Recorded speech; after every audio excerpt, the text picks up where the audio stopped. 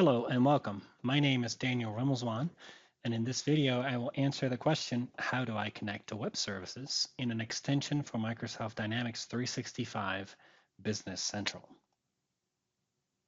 To accomplish our goal, we will go through 4 easy steps. Web service calls are usually contained within Codeunit objects. In step 1, I will show you how to create a new Codeunit object and to use a snippet to add a procedure to this new Codeunit. In step 2, I will show you the elements that are part of programming a web service call. To use the web service, we will extend the Dynamics 365 currency list functionality. So in step 3, I will show you how to create a page extension. And finally, we will add an action to the page extension that calls the procedure in our new Codeunit.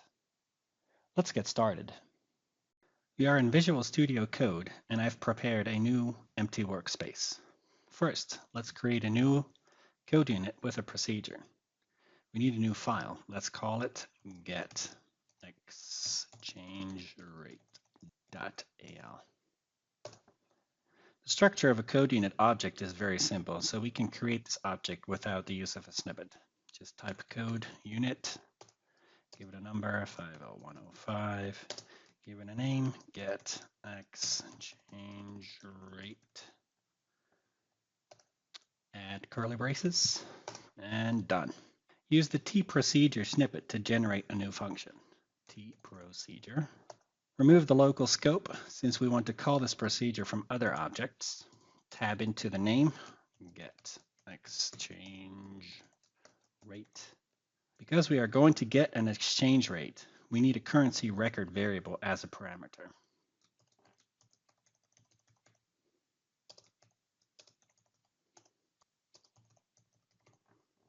Finally, tab into the variables and press delete to remove the variable that's provided by the snippet. Now we are ready to start programming the web service call.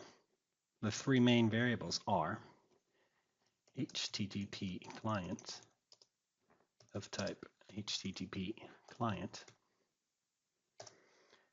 HTTP response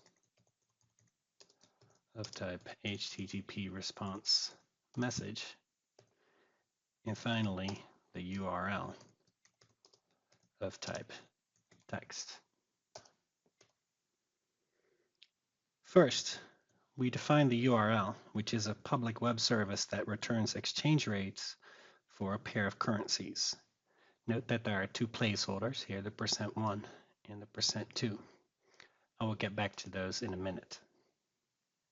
Next, we call the web service by using the HTTP client's get method,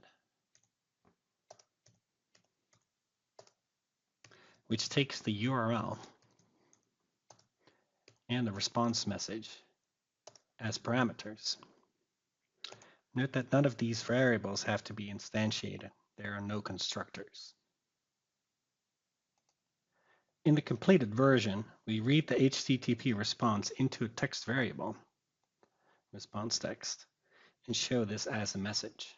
Note that the 2 placeholders that I've mentioned before are now filled with 2 currency codes.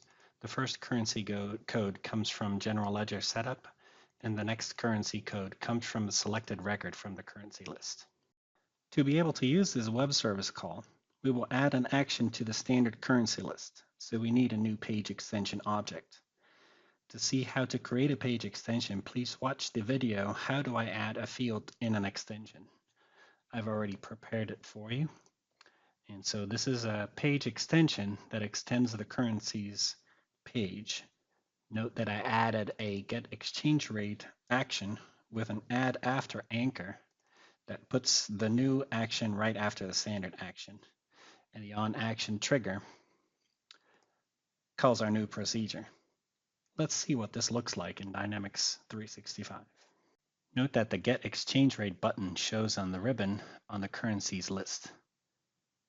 And when I click it, I get a message with a response of an exchange rate. In summary, first we created a new Codeunit that holds the logic for our web service. Then we created a new procedure that handles the actual call to the web service.